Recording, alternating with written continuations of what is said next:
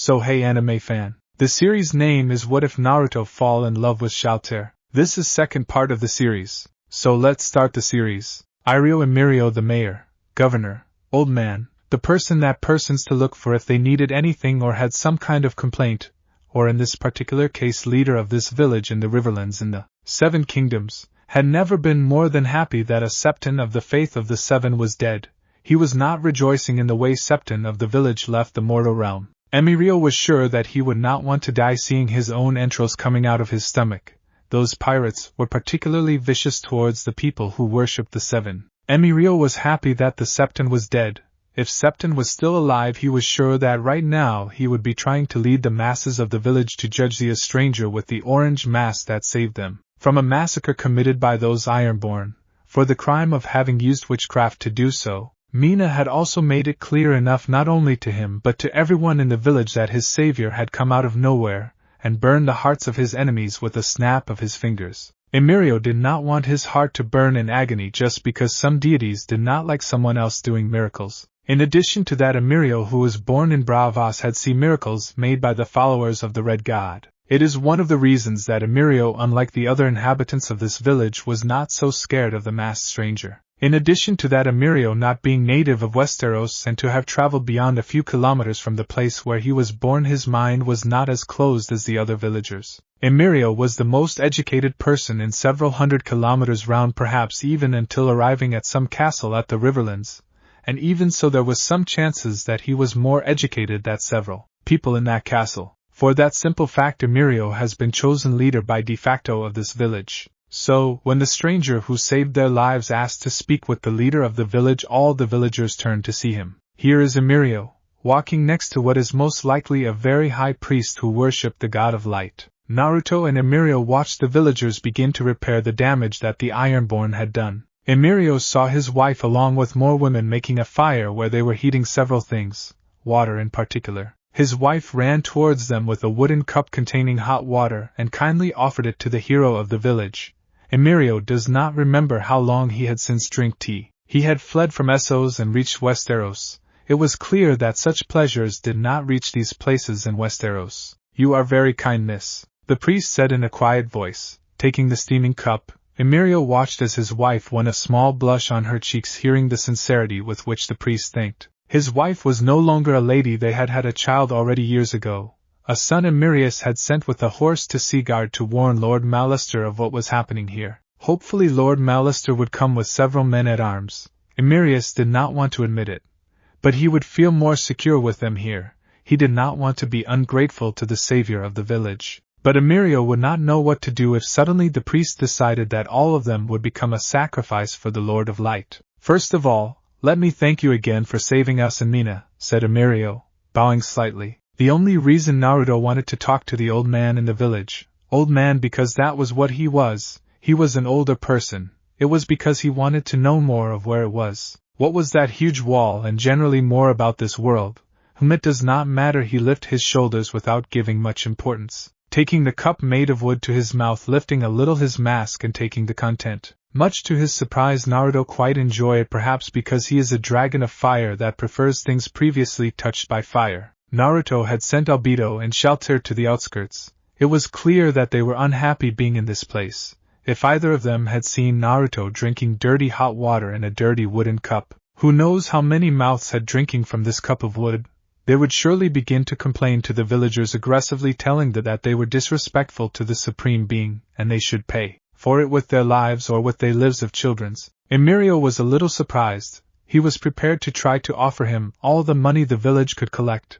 Perhaps even ask Lord Mallister for money. Surely he would be grateful that his village was saved. I see, we are still very grateful. These men of the Iron Islands had not done such a thing since Lord Quellan ruled the islands. How interesting, thought Naruto, hearing every piece of information this man gave him, that explained the squid painted on some of the men. Well, it does not matter. Naruto was sure that Demiurge would tell him more when he returned to Nazarick. I have to tell you that I have not been out for a long time. I really do not know what's going on in the world these days. Could you please tell me what's happened lately? Take it as payment to help you if you want. Naruto, whenever he woke up in a land different from the one that existed, that when he went to sleep for several years, said that particular line. That immensely pleased Mirio. information in exchange for money or other goods.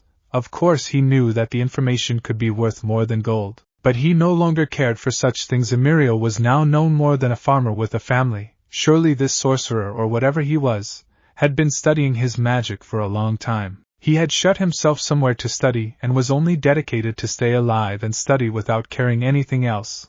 Well, Her Majesty Riella finally gave birth to a prince for the crown. Prince Rieger, also known as the Bard Prince.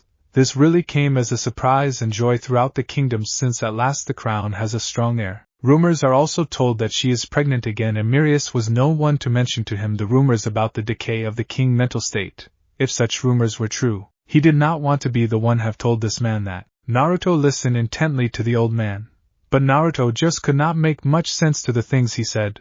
Naruto did not know who was Tywin Lannister, or his third son who was born a dwarf, or how was Lady Lannister how had died during childbirth. He did not know who that man who was the new commander of the Night Watch. He did not know who Brynden Tully was, and how he had refused to marry a woman with the Hightower house, or that, and where the last great conflict of Westeros had been fought. The War of the Nine Penny Kings between the Targaryen and his allies against the Blackfyre and their allies. Naruto did even not know what it was Westeros in the first place. I hope Demiurge and Neuralist have better luck than me. Naruto was putting his faith in the two of them. Emirio continued to talk about the rumors that travelers or merchants commented on as they passed through the village, but his mind was elsewhere. Winter was near and the village was not ready, at least it was no longer prepared for it.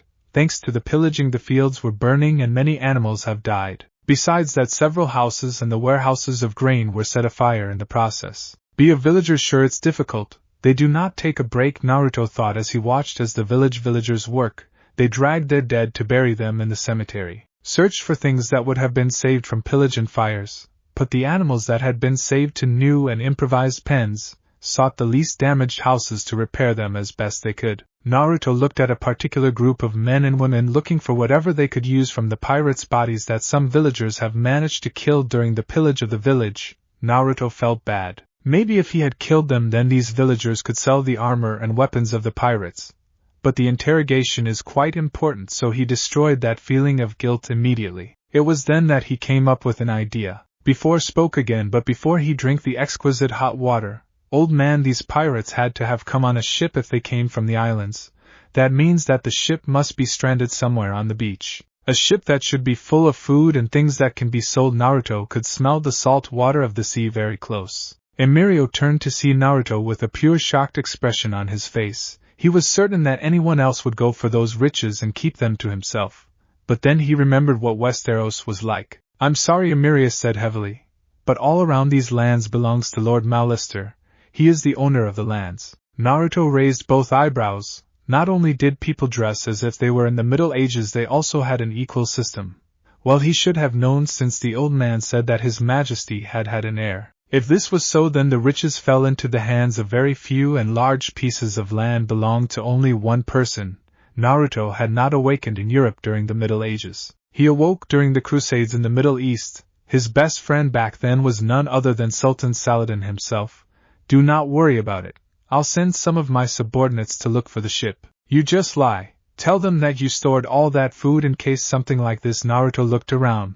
Will happen. I'll burn the ship when it's over. No one will know anything but you and me. Before fleeing from Essos, Emirio was not a stranger to lies. He lied a lot, so he did not see why not. Anyway, or Lord Mallister's justice killed them, or the winter. Emirio whispered a thank you and nodded slightly. Naruto for his part opened a link of mental communication with Albedo and Shaltear. Albedo, Shaltear, they're a ship where the pirates came. I want you to take what you believe could serve us and bring the rest to this village. Burn the ship when they finish until is nothing left. Yes, Naruto-sama was what Naruto heard back. Naruto trusted in Albedo and Shaltear. He returned to listen to the old man, who was now very grateful, although Naruto still could not make sense of the situation. He did not know why it was important that the king had hired a spy master of Essos and why it mattered so much. Naruto continued to listen to the rumors that the village elder told him. Occasionally a villager or two thanked him for saving him, though most preferred to keep his distance from him,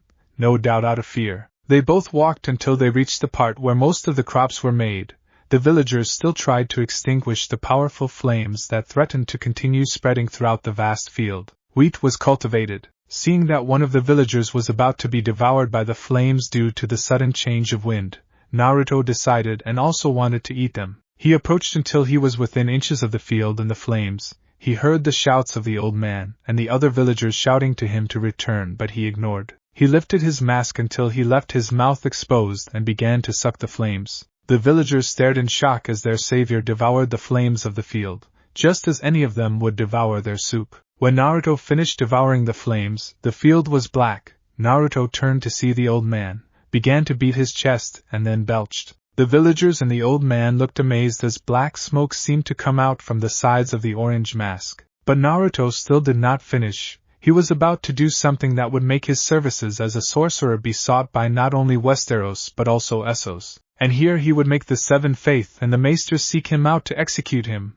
This is where ordinary people would begin to reverence him as a god, and even years and years later, when the earth will warp, magic will return and be common on earth. Even when those times come many years into the future, Naruto would be revered as a god of fire and life, all by a simple curiosity. He has not used any form of chakra for a long time.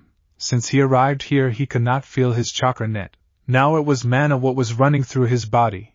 But Naruto was once a sage who could collect the natural chakra that all things possessed, in particular nature. Could I do it? Naruto thought to himself. He did not lose anything with trying anyway. He sat in lotus form, closed all his senses, began to breathe deeply. He could no longer see, hear, or smell. It was simply him and his connection with nature. He could already feel it, flowing through all, and the same time Naruto could feel through nature the people around him.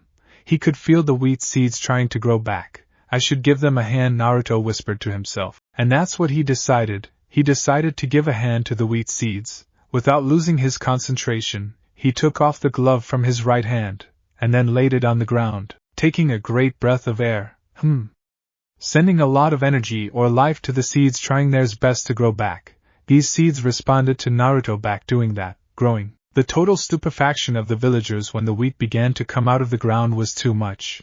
Many of them kneeling and began to cry, whispering that they were witnessed a miracle of the seven. Others could only stay there with open mouth, watching like the harvest. As his long-time effort came to life suddenly again, they all dealt with the miracle in their own way. But they all shared something, and that something was that they saw the stranger sitting in front of the wheat, and as roses and plants of various colors and sizes grew around him, for the villagers was the most beautiful event of their entire life. Naruto got up, nodding with satisfaction, turned around and made a universal sign of peace with his right hand. It worked. Ha ha ha ha ha. He started to laughing. Naruto was pretty happy that it worked. Maybe he no longer has chakra, but Mother Nature is always happy to help. Naruto was so happy that did not notice the face of pure total reverence of the villagers. He simply yawned, wanted to go back to his home to lie down in his bed and take a nap for the next 100 years, perhaps to eat 2 pigs before bed, and he wanted to be inside of Albedo, Shaltear, or one of the maids before sleeping.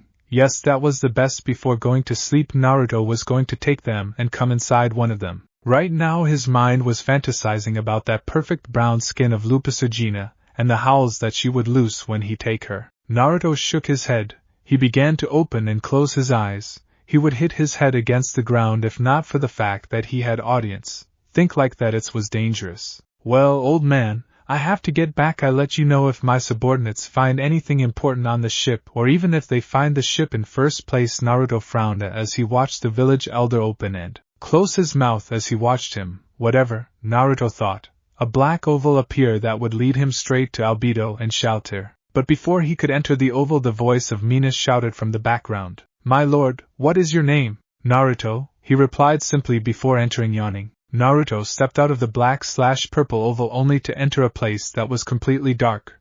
Not even he that could see in the dark, thanks to his privilege as a heteromorphic race, could see anything. Usually heteromorphic races could see in the dark, but this dense darkness that was not in any way normal.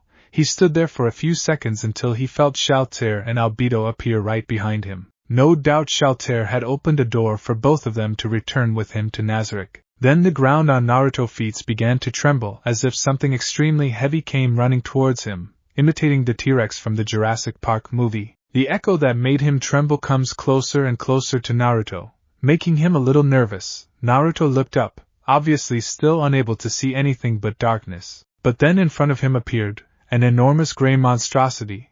The best way to describe it was to say that it was some strange octopus or some obscenity from the myths of Cthulhu. It was horrible, plain and simple, gray and viscous skin, wild eyes that seemed to go all the time to another side. In addition, its body was extremely disfigured. Looked like the body of a human being, fat one with pieces of fat scattering his skin everywhere.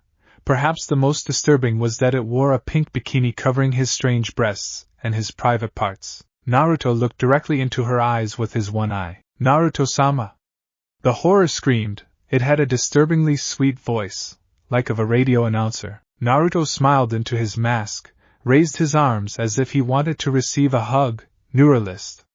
he shouted with joy in his voice. "Neuralist Painkiller, the chief torture in Nazarick." Neuralist started running towards Naruto as if she were a perfect schoolgirl, moving her hands from side to side and moving her feet as one would do.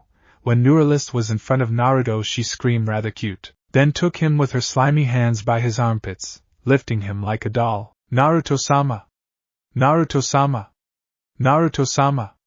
she squawked, hugging Naruto. Naruto just laughed amusingly. He was having a lot of fun. It was like being on a roller coaster. Usually Albedo and Shaltear would be quite angry that something was touching their master, but right now both were still in shock with what Naruto had proposed to Albedo. Unfortunately for Neuralist, there was a certain imp who had been together with her interrogating the people that Shaltear had sent here on orders from Naruto. "Neuralist, please put down Naruto-sama," said Demiurge was hidden in the thick darkness of the room. Neuralist obeyed with a face of displeasure facing Demiurge. She seemed to be the only one that could see in the dark. She could not disobey a guardian of Nazarick. Also, very few in Nazarick could have Demiurge as enemy. Naruto's feet touched the ground. He realized that it was covered by the viscosity of Neuralist.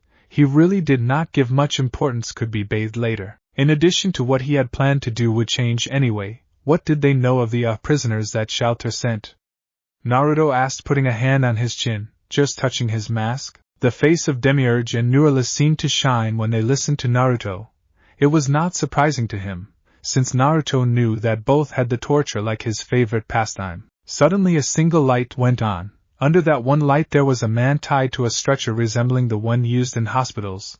He was bound from head to toe with brown belts around him immobilizing him. Naruto recognized him as the leader of the pirates. More lights began to light inside the room with more men in the same situation as the first. Naruto watched as Demiurge and Neuralist started walking slowly towards the leader of the pirates, who was still unconscious whatever reason, his head looking down clearly indicating it. Slap!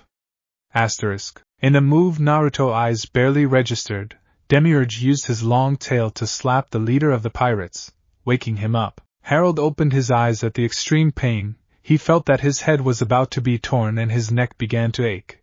His eyes immediately saw the light and immediately the perpetual darkness that was unnatural. Harold uttered a cry that was drowned out because his mouth was covered with a thin white handkerchief. He immediately tried to move and run, but he could not move. His limbs were tightly bound. His eyes went back to the unnatural creature with a strange orange suit and white lines. His ears were too long to be human, and the tail that Harold's eyes followed because he moved from side to side like a sea snake. The horrible tail still had blood. Harold knew it had hit him. He was about to scream again when he saw the demon in front of him, but he stopped when he felt on his cheek that he had been struck, or better say destroyed, something smooth and extremely viscous. Demiurge-sama. Please do not break him right away, he is my toy. Harold heard a cute voice on the other side of the demon. The voice sounded strangely sweet. Harold thought that perhaps it was the beautiful lady he had met in the Malister village. So he immediately turned his head only to shout even louder in horror. Beside him, there was some sort of kraken/human horror that was extremely disproportionate, and staring at him with ugly eyes. And the strange clothes it wore made her look more horrific. Harold felt tears build up in his eyes because the thing was touching his cheek just where the demon's tail had hit him. His limb was viscous and Harold felt horrible. He wanted to vomit all his contents from his stomach, and then his stomach. Naruto looked curiously at the stickiness on the face of the leader of the pirates. Naruto used his finger to take some of the one that was in his clothes. He looked to one side and then to the other. Without thinking about it, he raised his mask a bit, and put his finger in his mouth, savoring the stickiness. Sweat? He thought to himself why he had the salty taste of sweat. Naruto thought that maybe it was some kind passive skill of Neuralist, but it seems he was wrong. Naruto lifted his shoulders and began to walk towards the light. Where was the leader of the pirates? Harold felt as the tentacle of the thing began to move downward, traversing his neck, then his chest, his stomach, until finally the tentacle slipped into his lightweight pants he wore after his pants. Harold felt as the tentacle of the thing began to roll around its private parts, only to then slip between his legs. For a moment Harold thought that perhaps the tentacle would get inside him, but simply step over his buttocks, then his back, until it reached his neck, tangled around him, and back to his cheek where it was initially. Of course, throughout the process Harold would release hot silent tears, moaning throughout the process. Harold could not help but think that if this was how he felt right now, felt that young farm girl he took when they burned that village. Hello? Harold lifted his head when he recognized that voice. It was the same masked man that could do magic like in the Age of Heroes. Neuralist, please take the gang off, Naruto said. Neuralist immediately did what Naruto asked him to and removed the gang from the leader of the pirates. When his mouth was freed from the gang, the leader of the pirates immediately tried to speak. He stopped immediately when Naruto raised a single finger where his mouth should be covered in that mask in a universal expression of silence. Silence? What is your name? Naruto asked. Harold swallowed. H. Harold. Well, H. Harold, stay quiet, or I'll make the beautiful Neuralist here. Naruto pointed at Neuralist with his head. She earned a terrifying blush on her face. I'm going to have her put one of her tentacles in your ass until it comes out of your mouth, and then I'm going to make Demiurge beat you with his tail, while you have Neuralist inside you in the stomach. Just that was enough to break whatever resistance that was left on Harold. More tears began to come out of Harold's eyes. He just nodded at the sorcerer words, trying to stop his whining as much as he could. Well, Harold, do not worry, maybe you get out of here. Complete lies, you would never see the sun again, not even a super team of deities trying to get you out of here, thought Naruto. Naruto turned around, putting his hands behind his back, and began to walk around Harold. Well, first of all, welcome to the mythical tomb of Nazarick. Me and my friends created this place. There are many things to see in my home, but right now you are several floors under my tomb. Naruto stepped behind Harold. H. Harold, tell me everything you know about that gigantic wall made of ice and magic. Naruto was interested in why somebody had built such a monstrosity. It was obvious that it was to keep something far away from the other side. Harold hastened to answer, to the wall? It was strange to hear that no one knew about the wall. There were songs and legends of it anywhere, even in Essos. But right now Harold was not in the situation where he could question anything. The legends say that it was built by Brandon Stark, the bee builder, to keep out the White W walkers, as everyone Harold knew the most basic. Now only keeps Wylings out of Westeros. The Night Watch watches over it. Men who swear to defend the kingdoms of men, they swear not to take wives, lands, or have children, and only watch the wall until they die. Naruto tried to think furiously in some race of Yggdrasil that was white, but he could not think in anything. Obviously Yggdrasil had many white races like dragons or liches that were white, but no race in specific that was white. It also sounded like an epic battle that had happened a long time ago, so there were no white walkers at the moment, and only men lived on the other side of the wall. This Night Watch is basically exile, right? Men who swear to leave everything behind sounded like that. Maybe there were some who would take that oath on their own free will. But surely they would send criminals and others would join because they had committed some crime. Harold nodded shakily. So many criminals prefer to join the Night Guard than to face justice. Others just want to leave all behind. Naruto liked that system. Basically it gave purpose to a person instead of being executed for their crimes. The concept was quite advanced for the time of the Middle Ages. Now tell me a little of the world Kolju. Harold swallowed again a piece of saliva that had built up in his throat, only to continue. Where I was born is called the Iron Islands. The Iron Islands are located in the Sunset Sea in the east of Westeros. The islands are not very rich in natural resources. People live and eat from the sea. There is a lot of iron in them. The thralls are responsible for mining them, and the wives of salt. Wait, thralls? Are there thralls on the Iron Islands? What is a salt wife? For Naruto, thralls sounded like trolls. Harold was silent for a moment, trying to accommodate his ideas. The thralls are men of the continent captured whom are slaves. They are put to work until they die in the mines. Salt wives are women of the continents captured during looting. Men take them as wives. Their children are considered ironborns and can inherit. I see, so those women are like animals that produce more iron children? Wow, that's fucked up, thought Naruto. Harold nodded slowly. He could say that salt wives were an important part of the island culture. Besides, being a salt wife was a noble job, but of course he chose not to. Naruto-sama, please take me as your salt wife. Ouch! Shaltear's passionate say just to receive a Naruto karate blow on his forehead. Go on, Demiurge voice echoed in the hallways. Harold hastened to obey. The main continent is called Westeros. In Westeros there are 7 kingdoms that were united by the Targaryen. The Northern Kingdom controlled by the Stark and the Wardens of the North. The Kingdom of the Rivers controlled by the Tully and the Wardens of the Tridents. The Kingdom of the Valley and the Mountains controlled by the Arryn and Wardens of the West. The Kingdom of the Rock controlled by the Lannister and Wardens of the East. The Reach controlled by the Tyrell and Wardens of the South. The Kingdom of the Storms and the Lands of the Stormlands, and finally the Principality of Dorne. All of them respond to the King of Targaryen in the capital King's Landing. The whole kingdom. The Targaryens came from Dragonstone and before that from Valyria. Valyria? Valyria was a peninsula on the continent of Essos, but was destroyed during an event known as the Doom of Valyria. ICICH Harold, there is some kind of tournament, or joust? I think that's what they were called in the Middle Ages. Harold was silent for a moment. Why yes, Tywin Lannister will make a tournament to celebrate the name's day of the prince in Lannisport. Oh really? Naruto's plan was being formulated in his head. Basically was to go and make a scandal, drawing everyone attention. Demiurge, bring on. Naruto thought for a moment who would be the best among the whole team to accompany him to this Lannisport. Artoria. Who's better than King Arthur, or rather Queen Artoria, to go with me to this Lannisport? Demiurge bowed and began to walk away. Anyone have paper? Harold, can you draw more or less where Lannisport is, and maybe who is the No World? Don't force yourself to too much. Okay, also tell me more about this Valyria. The Kingdom of the Rock, Westeros' richest kingdom thanks to its countless mountains that produced gold, silver and other precious metals, and not so precious for this fact the noble families of the western lands were quite rich, especially the ruling family of the West, the Lannisters. Of course, as all regions also had their disadvantages.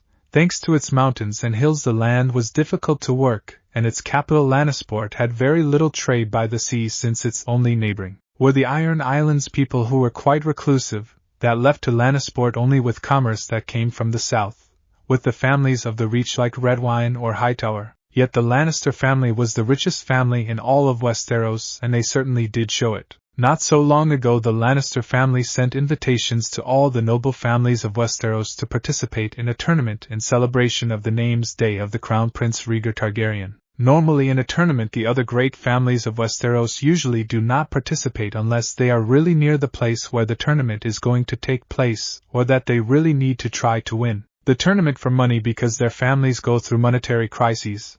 This is derived because it is difficult to travel through Westeros.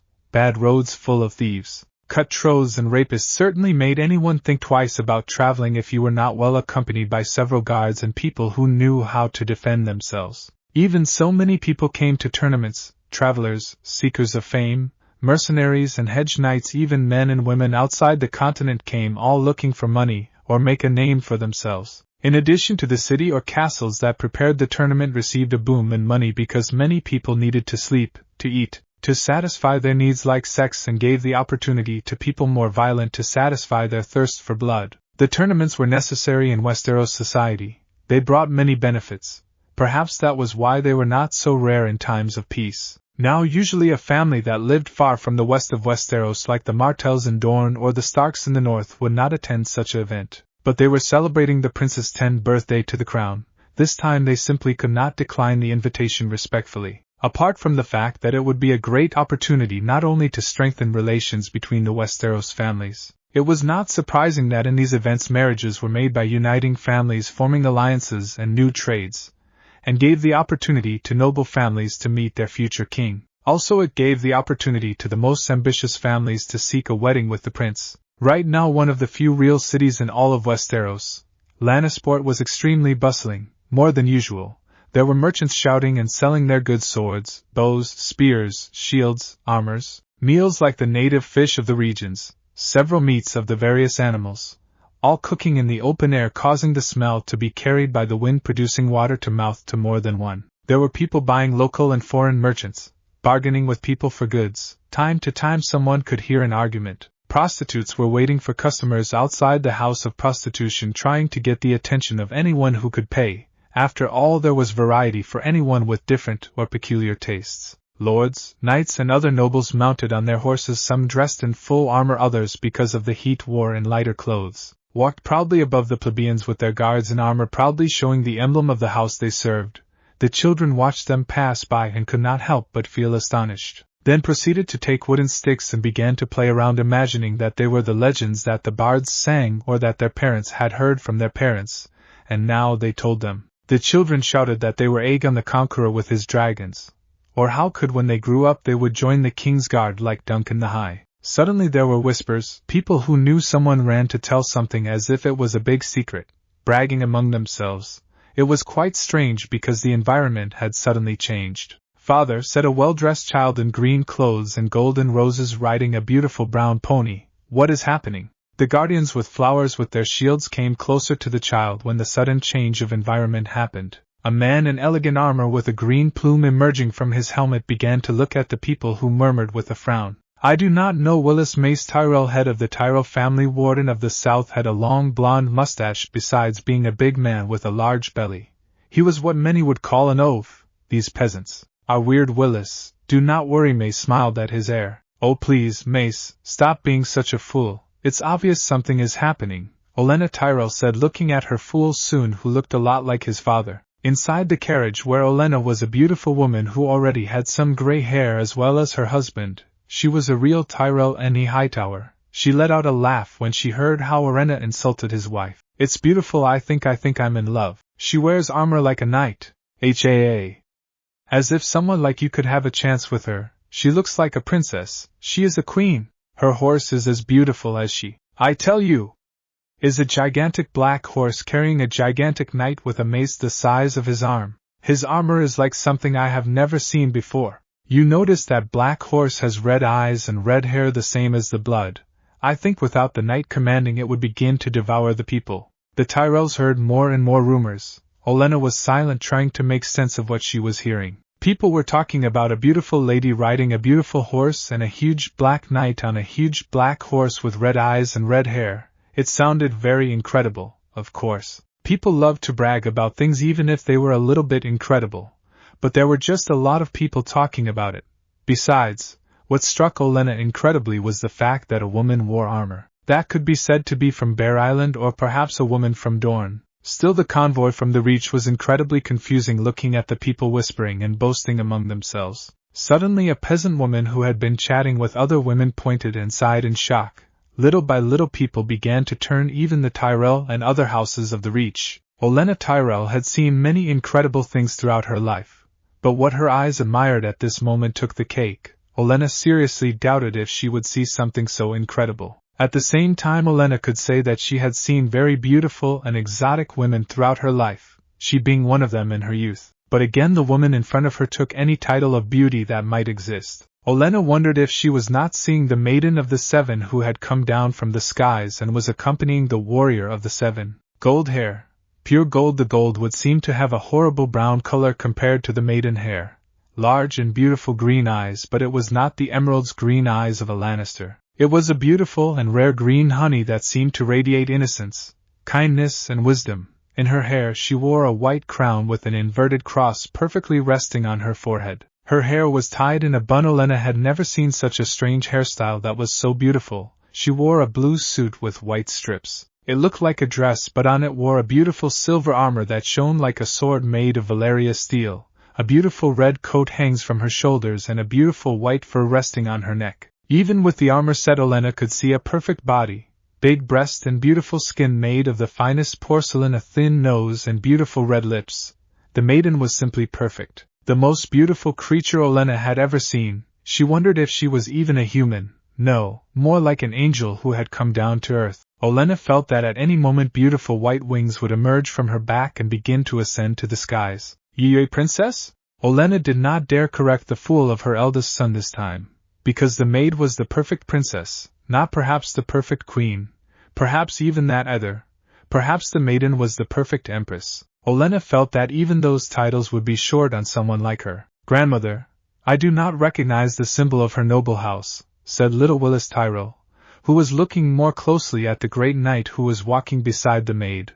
What house is that? Is he one of our vassals? Listening to Willis, all those who heard him immediately turned to see the white spear that carried the maiden in the hand. She carried a flag with a black background, a sun in the middle red in color, but the strangest thing was that out of the sun came 10 tails that seemed to move in all directions. Underneath the emblem of the house were the words of that house Olenna, and the others could read, "Let justice be done, thought the heavens fall." Very noble words, Olenna thought as she furiously tried to remember what house and kingdom belonged that house to. She was certain that they were not from the Reach, or she would know it. Now it was Olenna's turn to marvel at the knight who was riding beside the maid, or rather the maid seemed to act as her bodyguard because her handsome white horse walked slightly behind the knight's black horse, and the maiden seemed to be alert as if she thought jealously that something or someone would try to attack her lord in any moment. Of course the knight looked like he was not in danger because he simply looked imposing. He looked like he could cross any danger and returning intact. The knight was even bigger than the maiden for at least one head, his horse pure black color with a tail and hair that came out of his red head like blood as well as his eyes. The horse looked extremely aggressive, the armor was too impressive, and it seemed a bit evil. It looked like the perfect villain of any epic story or story of the Age of Heroes. It was a beautiful opaque gray metal that still seemed to glow black. It looked incredibly menacing already, and there were dangerous dragons-like teeth coming out of many places, and his helmet looked especially scary. He wore a huge war mace the same size as his arm resting casually over his shoulder. His other free hand was recharged at his waist. He did not even lead to the dangerous horse. He seemed not to be afraid that the beast would go crazy and run around in anger throwing him. Olenna could not help but think they looked even more impressive when they passed closer, and the other houses of the Reach. The knight and the maid approached slowly. Bahaha Mace Tyro River. If so, I would be more than happy to give that knight land in the Reach. Willis Tyro was an intelligent man for only his 10 name days.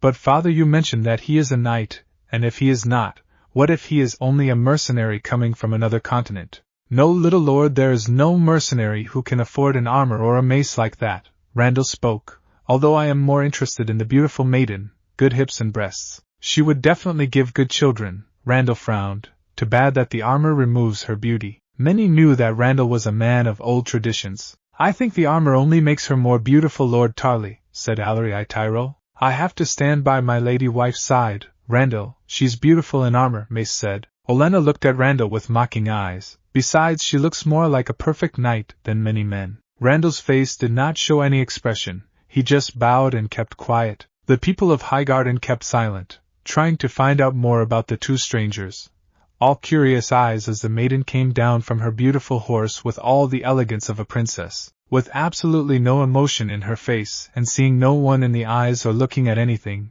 The maid approached the knight horse and as if she was a squire and helped his master to get off the horse. The knight was even taller than her. The maiden was taller than many men present, and this knight took at least one head from her. Thank you, Artoria. His voice was firm and powerful but at the same time gentle. Besides, they all heard the name of the maid. They had never heard a name like that. You know that just an error of my part and Biacephalo would eat my head, said the knight, stroking the head of the demonic black horse with red hair. Artie bowed. It was my pleasure, and Before Artoria could finish saying what she was going to say, for a second they felt a chill run through their bodies. Most of them just moved a little, trying to shake off the chill. Astoria swallowed heavily. It was my pleasure, my lord Escander. And with that they already knew the name of the knight. A strange name, where would they come from? Maybe you're right, Willis, and they are not from anywhere in Westeros, Olenna said. Well, it seems I'm getting attention, Naruto said mentally. Artoria almost called him Naruto and not Escander as they had planned. Naruto walked up to the guy who seemed to register people in the tournament. If the advice that was on him said the truth. Hi, Naruto said to the guy. And me lord, the guy was visibly nervous about having such an intimidating knight. I'm sorry, good man, but I'm no lord. Still the guy swallowed nervously, then sir. Naruto could tell that the guy tried with all his might not to look at Artoria. Naruto could not blame him. The first time he saw her also had many problems not to eat her with his eyes. Even though Artoria was his and nobody else, they could look what they wanted but they would never do anything or he would burn their heads alive. I am not a gentleman, just a traveler, not lands, not titles. Why, I see, my lord. Even so the poor guy could not stop calling him lord. It felt bad not to do it. Please tell me your name and which tournament you would like to participate in. The joust is only reserved for knights. Sure, my name is Eskander and the surname is Pendragon. The guy quickly rushed to write the name on the list, then looked back at Naruto. What competition will my milord participate in? What are the profits of each? It was what Naruto asked, but he did not know what the competitions were. Bow a gold barrel to the winner, and melee 2 barrels of gold to the winner, milord. Naruto was silent for a moment. Sign me in both, please. The guy blinked several times, then opened his mouth and closed it but said nothing, then simply nodded and put his name in both competitions. Already, milord, it would begin early tomorrow, followed melee in the afternoon. I see, many thanks, good man. It was morning in Lannisport. With the first rays of the sun the people of the city had already risen to go on with their lives. The taverns and inns that were crowded with people who had come to participate in the tournament were rising and began to eat the food that the owners prepared them. Steaming grills where all kinds of animals were made out in the streets. People were anxiously waiting for the tournament to begin. They wanted to see the knights and mercenaries compete to win the gold. The great lords of Westeros were already in their respective boxes. King Aerys LL Targaryen was sitting on the throne which had been specially built for him. Aerys had seen better days, but now it was strange to see him. The once young man who had participated in the wars of the Ninepini Kings now looked emaciated, almost skeletal. His hair looked whiter and paler than usual, and his nails were growing. He looked like a madman, and many people called him that behind his back. On the opposite side of him was a very beautiful woman. Huge purple eyes and a long white hair falling to her back tied in a ponytail, big breasts, well-defined hips, and besides she was very thin. She was the queen of the 7 kingdoms, Rhaella Targaryen.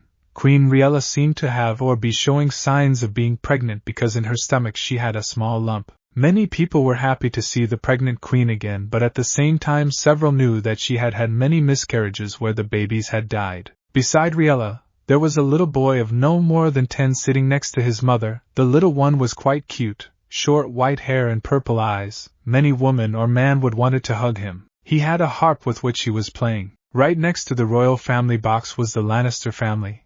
Tywin Lannister sat perfectly, reading a book, unconcerned about everything else. Right at Tywin's feet were a pair of 10-year-old twins playing at his father's feet. Cersei and Jaime Lannister were the pride of Tywin, not only because Jaime was his heir and already showed talent for the sword. In addition, Cersei was proven that it would grow to be a beauty. Without a doubt its father looked for that it married the prince, joining thus the Lannisters and the royal family. Just behind them was a fat woman with blonde hair and green eyes carrying a small 1 or 2-year-old who had a small book in her little hands with different pictures. The small, deformed face of the baby watched with fascination the drawings of the book, while his Aunt Genma Lannister she pointed with his finger, and spoke of the different types of images that his nephew Tyrion Lannister asked. Genma could not but be astonished at how good Tyrion was for his age.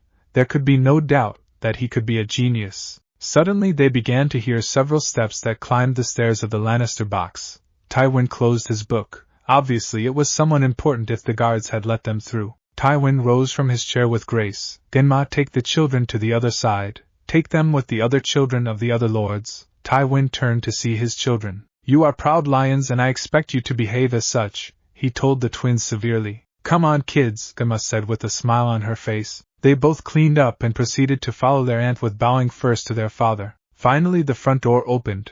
Genma and the children had left through another door. The first person to enter the box decorated red and gold with banners of lions was Tigget Lannister, also known as the Laughing Lion.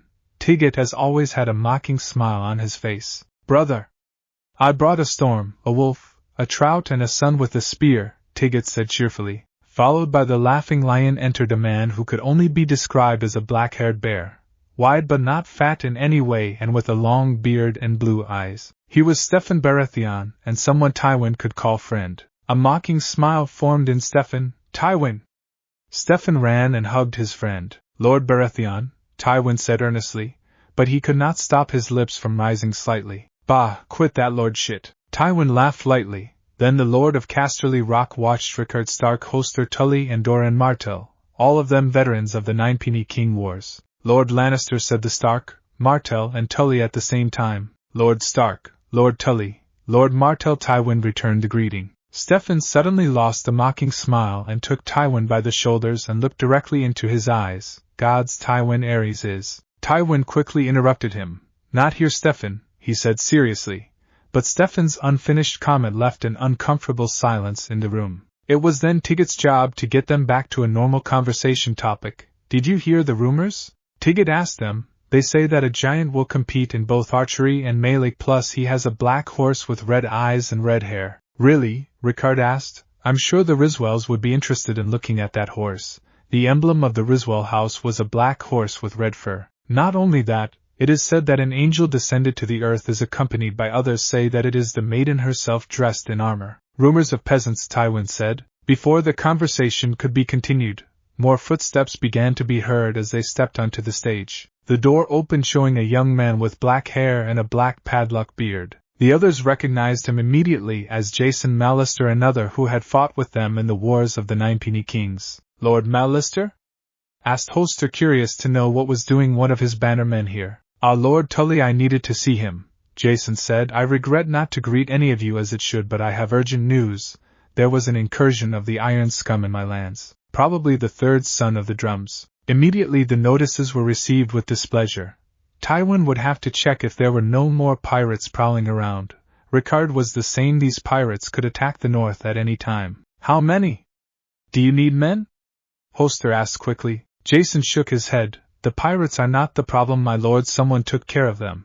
They were not my men or another lord of the Riverlands, said Jason seriously. The peasants and the governor of the town tell stories of a sorcerer. The room immediately fell in total silence. They looked at Jason like he was crazy. Believe me, that was exactly the way I saw the villagers and their ruler, but then let me tell you exactly what happened when I got to the village. Jason Mallister rode furiously to the south of Seagard along with 80 or 100 men who also rode beside him. They were fairly well armed, with heavy armor and mesh, spears, swords and shields. And every so many men could see a flag, the eagle of the Mallister house on a purple background, hung on the spears of men and their clothes as well. Only a few hours ago a poor boy came to Seagard with a horse about to fall dead together with his rider. The poor boy had not slept, eaten or drunk anything, had urgent news. The boy had informed the Lord of Seagard that he was the son of the governor of a village near the sea. It seemed that the Ironborn had decided to burn the village. The Mallister had lived all his life repelling attacks from the Ironborn. The first man who killed had been one of the islands, a pirate to be exact. Jason knew very well how cruel these pirates were, so without wasting time he reinforced the defenses of his castle as well as sending a small detachment to each of the villages that were near the coast. He and some of his men had decided to go out to that small village that was attacked. They had been riding for hours. That village was not far from Seagard, so they would arrive the same day. Jason was a veteran warrior. He had seen many ugly and done things that he was not proud of. When his eyes saw the huge black pillars of smoke clearly from things that were still burning or had already stopped burning, double time, Jason shouted as he kicked hard on his horse and waved his reins. The horse answered and ran faster. Behind him the others did the same. My lord is too late, the captain of his soldiers shouted at Jason, who also happened to be his bastard brother. A good man whom Jason trusted with his life. The two fought together in the wars of the Ninepenny Kings. Besides what his bastard brother yelled at him was true, no one was screaming it. There were not those horrible screams of people being massacred. Jason only clenched his teeth in pure fury. When they reached the village and the trees no longer blocked their sight, not only Jason Mallister but his men also had faces of confusion on their faces. The houses were burned, but the villagers were walking and working. There were bodies of the Ironborn who were burning in a great pile of fire, not without clearing away everything of value they carried. They also buried their dead, men, women, old men and children who had perished in the attack. When the villagers finally noticed the presence of Jason and his men, many of them had expressions of horror on their faces. Some even stopped doing what they were doing and began to run, but they immediately realized who the banners and their faces were. They were filled with relief. Aj Jason. The Lord of Seagard heard his brother stutter. It was strange his brother never called him by name in public, so Jason turned to see him. Immediately realized that not only his brother but also his men were facing the same side. Jason remembered that in that direction was where the fields where the wheat was cultivated. Surely the iron idiots burned it all. Winter was near and a village would not have nothing to eat. But when Jason's eyes fell on the wheat, his mouth opened and he closed quickly. That was all he could let go. The floor was black, full of soot, clearly meant that it had burned. But the strangest thing is that the crop was perfectly fine. Jason could say for sure that it was one of the healthiest crops he has ever seen in his life. The odd thing is that there were several villagers kneeling in front of the wheat. They were clearly praying. Others were putting roses, fresh fish, fruit and other offerings on a rock where a small improvised wooden structure had been built. My lord, Jason was so impressed by the scene of the wheat that it seemed not to have burned, and people praying to him as if one of the seven had come down from the skies to make it grow, because that he did not notice anyone else. When he turned to see the person who had called him, he realized that it was Emirio Irio. He was a good friend of his who had told him about the wonders of the 9 cities of Essos. I have something to tell you. Jason felt a strange shiver running through his body. Emirio informed me how a strange man appeared out of nowhere, then he saved them from the Ironborn. He'd burn a man out of nowhere with a beast of fire that came out of the ground. Nothing left but black ashes that the wind took, then took all the other pirates. Black ovals appeared behind them and several hands dragged them to never see them again. He told me how this stranger with an orange mask that only had a hole where should be his eye. The lord of the big houses listened to Jason with all the attention in the world, but in silence. In return for his help he did not ask for money or food, he asked for information, claiming that he had been locked up in his own place studying the dark arts for a long time. When Jason finished, none of the great lords did not know what to say. It was ridiculous, the idea that magic as in the age of the heroes has returned. However, Jason Mallister had fought with them in the 9 Penny Kings. They knew that he was an honorable man who would not lie to make himself a fool. The peasants are worshipping him as a god. What? It was the only thing that happened through the minds of the great lords. The pirates burned all the wheat, everything. But the sorcerer made him grow up again. Madness. Ricard's stark mind began to spin, his and the others. A few minutes passed without anyone saying anything. We need to tell the king, said Hoster Tully. No, was the simple answer of Stefan Baratheon. Doran remained silent. Why not? Hoster turned to see. It was obvious that the first thing was to warn the king of Westeros to try to prepare the real. They not know what intentions could have such a powerful wizard. Iagra with Lord Baratheon. Tywin Lannister looked toward the king's box. Ares is not the sorcerer, may not even reappear. If so, then better. If not, we'll think of something. That was what the Lord of the Lion said.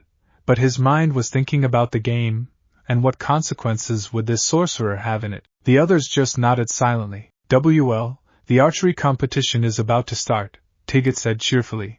"At last we will be able to see that gigantic knight of whom we hear so much," said the laughing lion, nervous. Again Naruto looked at the dark, starry sky inside the Colosseum on the 4th floor of Nazarick. Sitting on the stairs of the Colosseum looking at the stars and caressing the heads of the 2 dark elves who seemed to have fallen asleep, recharging their heads on his legs, their soft blonde hair, smiles on their faces, and when Naruto brushed their ears moved involuntarily as well, and the twins giggling. Aura and Mare sure were cute. Naruto loved them like everyone else in the tomb. Normally Naruto would be lost in his memories thinking about his days in Konoha and his friends. But right now he is not thinking about those memories. He was thinking about what to do in this new world that he and his guild were.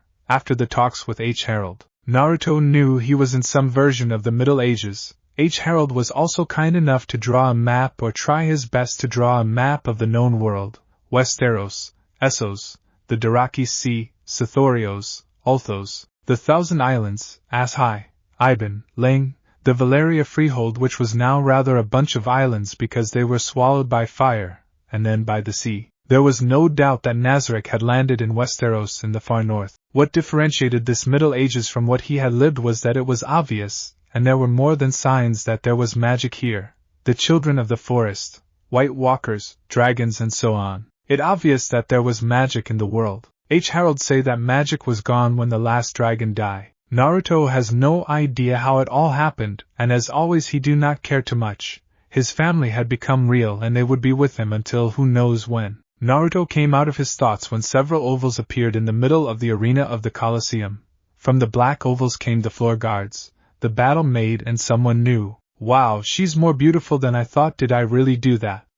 Naruto thought as he watched his second creation, Artoria Pendragon, come out of one of the ovals. If I remember correctly, she is subordinated directly to Kosaitos on the 5th floor. Naruto remembers that she is a Valkyria, another of the many heteromorphic races. In the lore of Yggdrasil, the Valkyries are warriors subordinated to the gods whose task is to teach the new heroes the way, and also when one dies they take them to the paradise, Valhalla, Elysium, or whatever you want to call paradise. With all the beauty of a warrior, she approached Naruto, immediately putting herself on one knee in front of him. Naruto-sama, her voice was serious, and her face showed no emotion. The lore says that they are very extremely serious, rarely showing emotions and not interested in anything other than the task that is given and survive to receive more orders. Naruto could not help but smile at Artoria. He lifted his hand and placed it in Artoria's head, her cheeks staining with a very light pink. "Have you been good, Artoria?" he asked. Artoria was not slow to respond. "Yes, Naruto-sama.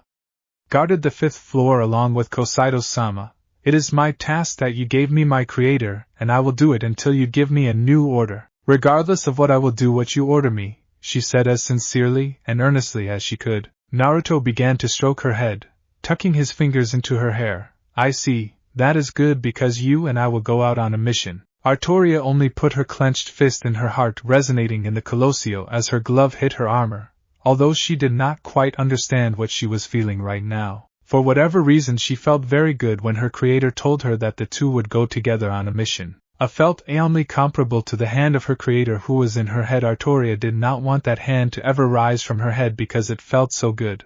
Of course she would do whatever her creator asked. Naruto raised his hand, then looked at the guardians and maids who saw him ready to do whatever he asked. "I'm glad everyone is here because we have plans to do," Naruto said simply. The archery competition do not take too much time, and that is why it attracted much attention from many mercenaries, especially men from Essos, many of them veterans who fought on the disputed lands in Essos. The archery competition had a sole rule: use the small bows that the same tournament provided. No one could use the bow that brought with itself for fear that it was stronger or that it had some kind of trap that would make to the archer to have an advantage on others. Only one shot was allowed per group and man. The almost 200 participants were divided into various groups of 6. The knights and lords did not usually participate in this competition because they considered it too low for them.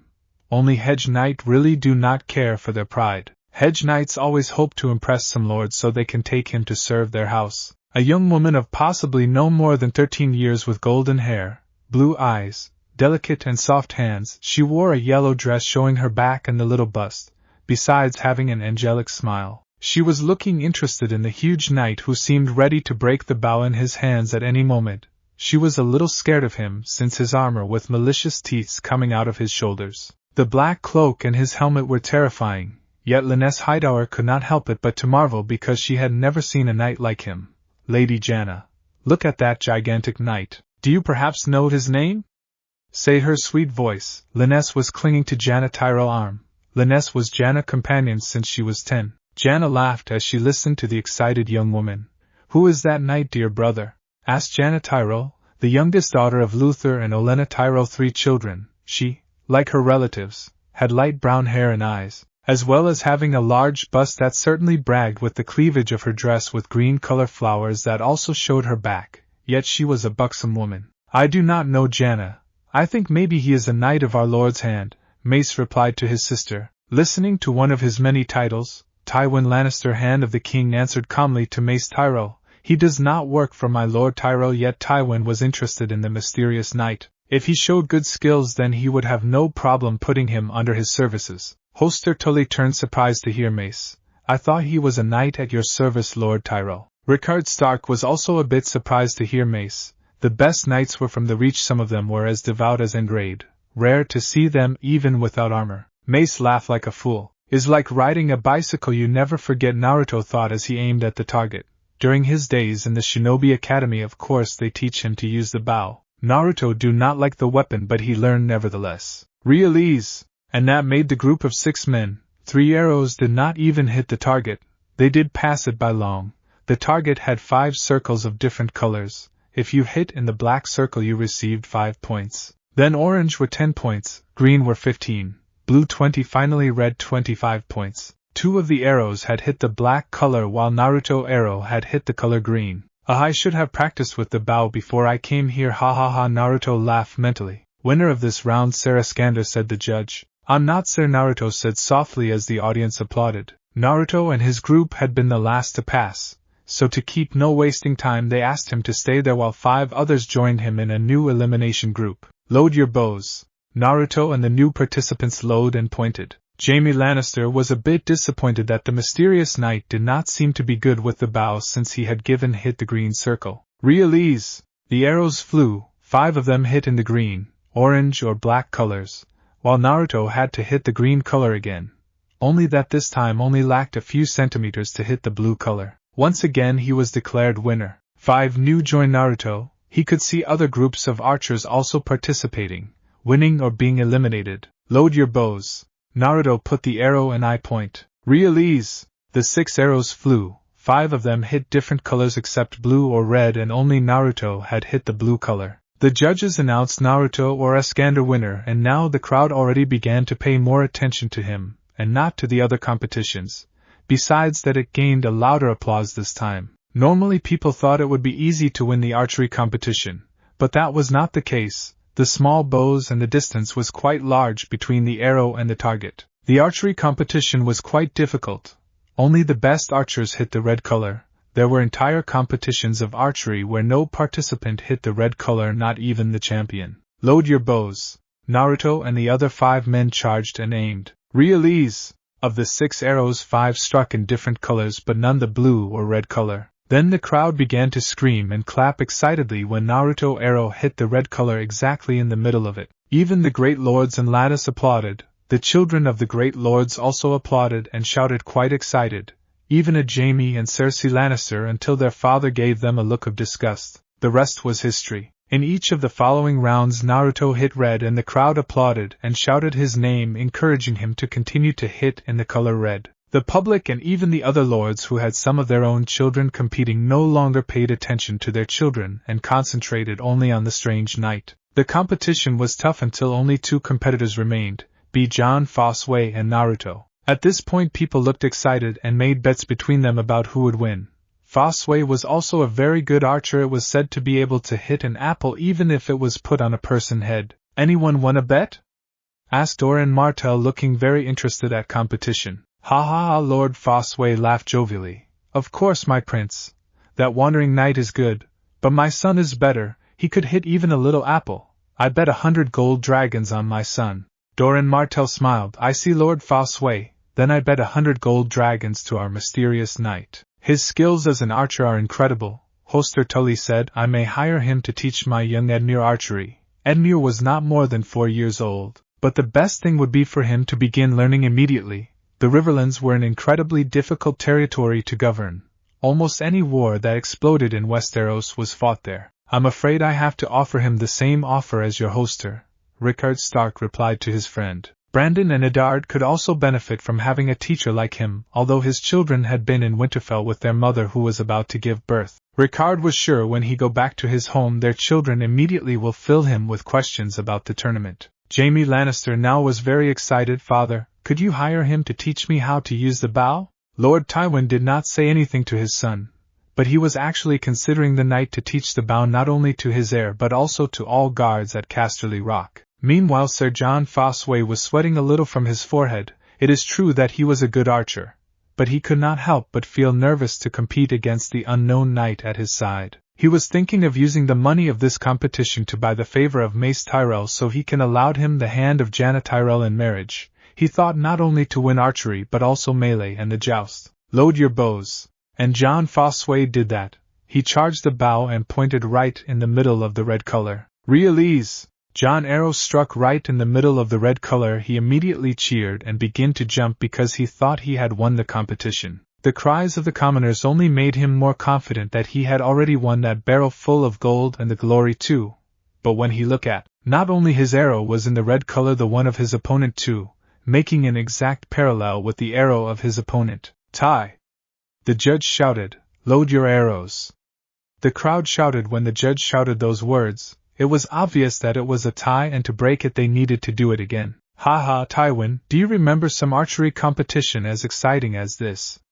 Cries Stefan Baratheon, very excited. Certainly not, Stefan, Tywin repeated. A young Lyness Hightower could not hold back her emotions anymore. You can do it, Sir Iskander. Immediately she regretted having screamed so loudly when it seemed that the knight turned in her direction. He looked at her for a few seconds, and then he bowed gratefully. Lyness' cheeks burned red and just go deeper in Janna's arm as she just started to laugh. Release!